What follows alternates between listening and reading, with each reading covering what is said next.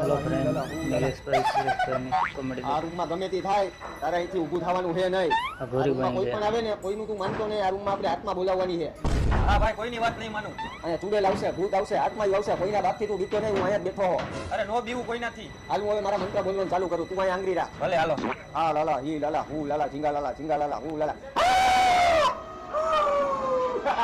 એલા એ રાડુ કોણ પાણી આ લટકા મંદિર છે?